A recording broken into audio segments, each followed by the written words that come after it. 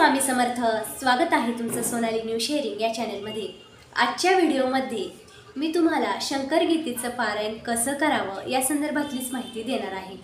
कारण याआधी मी एक व्हिडिओ पोस्ट केला होता, तर त्यामध्ये भरपूर सेवेकरांना थोडेसे प्रश्न पडलेले आहेत, त्यासाठीच हा व्हिडिओ मी घेऊन आलेले आहे। उद्या आहे शंकर महाराजांचा प्रकट दिन सोहळा, त्यानिमित्ताने प्रत्येक भाविकाने आपल्या घरामध्ये शंकर गीतेचं पारायण नक्की करावं। तर ते पारायण कसं करावं, त्याच्या नियम आणि अटी कोणत्या हेच या व्हिडिओमध्ये मी सांगणार आहे। तर सगळ्यात आधी आपण बघूया की शंकर गीतेचं पारायण हे आपण कधी करू शकतो किंवा किती दिवसांमध्ये करू शकतो। तर शंकर गीतेचं पारायण आपल्याला सुरू करताना गुरुवार किंवा सोमवारी सुरू करायचं आहे।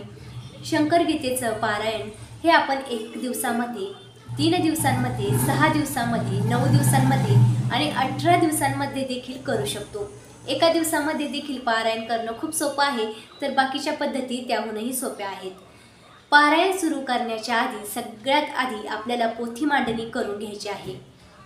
पोथी मांडणी झाल्यानंतर आपल्याला सगळ्यात आधी संकल्प करायचा असतो, कारण संकल्पाशिवाय कुठलंच कार्य पूर्ण होत नाही। म्हणून आपल्याला तुमच्या मनामध्ये कुठलीही इच्छा असेल, कामना असेल, ती तुम्हाला संकल्पामध्ये बोलून दाखवायची आहे आणि तुम्ही किती दिवसाचं पारायण करणार आहात हे देखील तुम्हाला सांगायचं आहे। आणि त्याबरोबरच बाबांना तुम्हाला विनंती देखील करायची आहे की या पारायण काळामध्ये तुम्हाला माझ्या घरी यावंच लागेल, असं म्हणून तुम्हाला संकल्प करायचा आहे। त्यानंतर शंकर गीतेच्या पारायणाचे अगदी साधे सोपे काही नियम आहेत, ते आपण बघूया। शंकर गीतेचं पारायण जोपर्यंत चालू आहे तोपर्यंत मांसाहार बंद, त्यानंतर ब्रह्मचर्याचं पालन करायचं आणि त्यानंतर आपल्याला परान्न वर्ज्य आहे, इतरांच्या हातचं खायचं नाही। आणि जर काही इमर्जन्सी असेल किंवा अगदी खावंच लागलं तर गायत्री मंत्र म्हणूनच तुम्हाला दुसऱ्यांचा हातचं अन्न हे खायचं आहे, पण जर गरज असेल तरच असं करू शकता। जेव्हा आपण शंकर गीतेचं पारायण करतो तेव्हा साक्षात शंकर महाराज हे भक्तांच्या घरी दर्शनासाठी येत असतात। म्हणूनच त्यांच्या पारायणाची पोथीची मांडणी करताना त्यांच्यासाठी एक स्वतंत्र पाठ ठेवावं लागतं, स्वतंत्र आसन ठेवावं लागतं।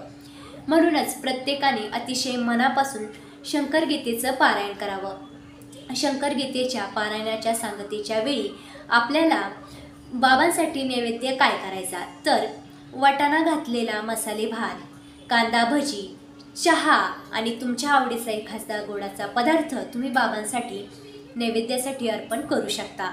आणि त्याचबरोबर मी तर असं म्हणतो की तुमच्या यथाशक्तीने तुम्ही काहीही करू शकता, पण हे बाबांच्या आवडीचे पदार्थ आहेत। बाबा फक्त तुमच्या भक्तीचे भुकेले आहेत। जेव्हा तुम्ही शंकर गीतेचं पारायण करता तेव्हा साक्षात बाबा हे आपल्या घरी येत असतात आणि भक्तांच्या कामना पुरवत असतात। म्हणून शक्य झालं तर या प्रकट दिनाच्या पर्व काळामध्ये तुम्ही नक्की शंकर गीतेचं पारायण हे आपल्या घरामध्ये करावं। त्याचबरोबर उद्या बाबांचं मठामध्ये जाऊन नक्की दर्शन घ्यावं।